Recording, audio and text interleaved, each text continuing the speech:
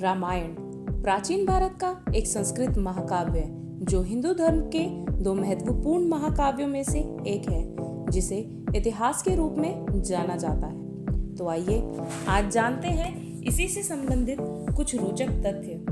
रामायण के प्रत्येक 1000 श्लोक के बाद आने वाले पहले अक्षर से गायत्री मंत्र का निर्माण होता है। गायत्री मंत्र में 24 अक्षर हैं और वाल्मीकि रामायण में 24,000 श्लोक। रामायण के प्रत्येक 1000 श्लोक के बाद आने वाले पहले अक्षर से गायत्री मंत्र बनता है। यह मंत्र इस पवित्र महाकाव्य का सार है। गायत्री मंत्र का उल्लेख सर्वप्रथम ऋग्वेद में किया गया है। क्या आप जानते हैं श्री राम की एक बहन भी थी? श्री राम के माता पिता और भाइयों के बारे में तो लगभग सभी जानते हैं, लेकिन बहुत कम लोग यह जानते हैं कि श्री राम की एक बहन भी थी जिनका नाम शांता था। वह चारों भाइयों से काफी बड़ी थी, जिनकी माँ कौशल्या थी।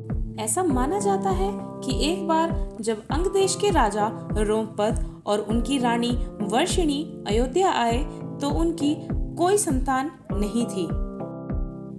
बातचीत के दौरान जब राजा दशरथ को इस बारे में पता चला तो उन्होंने कहा कि वह अपनी शांता उन्हें दे देंगे। यह सुनकर रोमपद और वर्षिणी बहुत प्रसन्न हुए। उन्होंने बड़े ही स्नेह के साथ उसकी देखभाल करी और माता पिता के सभी कर्तव्यों का पालन भी किया। ये तो सभी जानते हैं कि श्री राम विष्णु के अवतार थे, लेकिन क्या आप जानते हैं कि उनके अन्य भाई किसका अवतार थे? श्री लक्ष्मण को शेषनाग का अवतार माना जाता है, जबकि भरत और शत्रुघ्न को क्रमश सुदर्शन चक्र और शंख का अवतार माना जाता है। इन्हें भगवान विष्णु द्वारा धारण किया जाता है। हम में से ज्यादातर लोग यह जानते हैं कि श्री राम का विवाह सीता के स्वयंवर के जरिए हुआ था। स्वयंवर में उपस्थित सभी राजकुमारों को एक कार्य पूर्ण करने की आवश्यकता थी। उसके उद्देश्य के लिए धनुष का उपयोग किया गया था। उस भगवान शिव के धनुष का नाम पिनक था। क्या आप जानते हैं श्री लक्ष्मण का दूसरा नाम क्या है? माना जाता है कि 14 साल के वनवास के दौरान लक्ष्मण अपने भाई और भाभी की रक्षा के लिए कभी नहीं सोए। इस वजह से उन्हें गुणाकेश भी कहा जाता है। वनवास की पहली रात जब श्री राम और सीता सो रहे थे, तब निद्रा देवी लक्ष्मण के सामने प्रकट हुई और लक्ष्मण से वरदान मांगने को कहा। श्री लक्ष्मण ने वरदान मांगा कि उन्हें कभी नींद न आए। देवी निद्रा ने उनसे पूछा कि क्या आपके स्थान पर कोई और सो सकता है? लक्ष्मण ने सलाह दी कि उनकी पत्नी उर्मिला सो सकती है। यह सुनकर देवी निद्रा ने उर्मिला से इस बारे में पूछा तो उर्मिला ने सहर्ष इसे स्वीकार कर लिया। हमें से ज्यादातर लोग जानते हैं कि श्री राम, लक्ष्मण और सीता जी ने कई साल जंगल में बिताए, लेकिन उस जंगल का नाम कितने ही लोग जानते हैं? उस वन का नाम दंडकारण्य था, जिसमें राम, सीता और लक्ष्मण ने अपना वनवास बिताया था। 35,600 वर्ग मील में फैला हुआ ये वन, जिसमें वर्तमान छत्तीसगढ़, उड़ीसा, महाराष्ट्र और आंध्र प्रदेश के कुछ हिस्से शामिल थे। उस समय यह जंगल सबसे भयंकर राक्षसों का घर माना जाता था। वाल्मीकि रामायण में लक्ष्मण रेखा की कथा का उल्लेख ही नहीं है। क्या आप सभी जानते हैं कि संपूर्ण रामायण की कहानी में सबसे पेचीदा प्रसंग लक्ष्मण रेखा प्रकरण है, जिसमें लक्ष्मण जंगल में अपनी झोपड़ी के चारों ओर एक रेखा खींचते हैं, लेकिन वाल्मीकि कृत रामायण में इस कथा का उल्लेख नहीं है।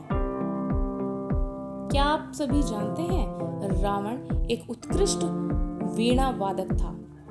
रावण को सभी राक्षसों का राजा माना जाता था। भगवान शिव में उनकी गहरी आस्था थी। इस बात का प्रबल ज्ञान है कि रावण एक महान विद्वान था और वेदों का अध्ययन किया था। लेकिन क्या आप जानते हैं कि रावण के ध्वज में वीणा का प्रतीक होने का कारण क्या था? रावण एक उत्कृष्ट वीणा वादक था, जिसके कारण उनके ध्वज में प्रतीक के रूप में वीणा अंकित थी। हालांकि रावण को इस कला पर अधिक ध्यान नहीं था, फिर भी उसे इस वाद्य यंत्र को बजाना अच्छा लगता था। क्या आप जानते हैं कि कुंभकर्ण को नींद का वरदान क्यों मिला था? कुंभकर्ण रावण का छोटा भाई था, जिसका शरीर बहुत ही विशाल था। रामायण में वर्णित है कि कुंभकर्ण लगातार 6 महीने तक सोता था। यह केवल एक दिन उठता था और केवल खाना खाता था और फिर 6 महीने के लिए सो जाता था। एक बार उन्होंने एक यज्ञ का आयोजन किया और यज्ञ की समाप्ति के बाद ब्रह्मा इनके सामने प्रकट हुए और उनसे एक इच्छा के लिए कहा। यह सुनने के बाद इंद्रदेव को डर था कि वह उनकी स्थिति पूछ सकते हैं। इंद्र ने सरस्वती से मदद का अनुरोध किया। सरस्वती कुंभकर्ण की जीभ पर आकर बैठ गई और अपनी इच्छा बताते हुए कुंभकर्ण ने इंद्रासन की जगह निंद्रासन कहा। नासा के अनुसार रामायण और आदम का पुल की कहानी एक दूसरे से जुड़ी है। रामायण की कहानी में अंतिम चरण में वर्णन है कि श्री राम और लक्ष्मण ने वानर की सेना की मदद से लंका पर विजय प्राप्त करने के लिए एक पुल का निर्माण किया था। ऐसा माना जाता है कि यह कहानी लगभग 17,50,000 वर्ष पुरानी है। हालांकि नासा ने श्रीलंका और भारत को जोड़ने वाले एक मानव निर्मित प्राचीन पुल की खोज अब की है। रावण जानता था कि वह श्री राम द्वारा ही मारा जाएगा।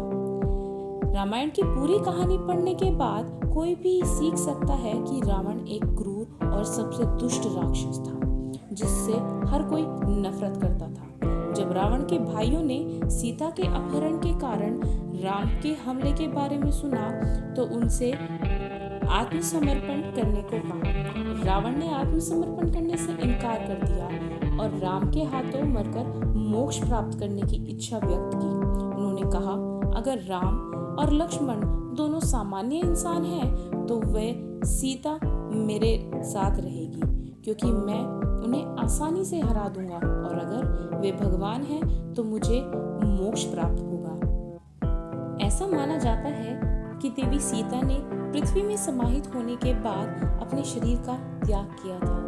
तभी भगवान राम ने सरयू नींद में जल समाधि लेकर पृथ्वी का परित्याग कर दिया था। इसी के साथ हम अपनी आज की वीडियो समाप्त करते हैं। उम्मीद करते हैं कि आपको ये वीडियो पसंद आई होगी। धन्यवाद। जय श्री राम।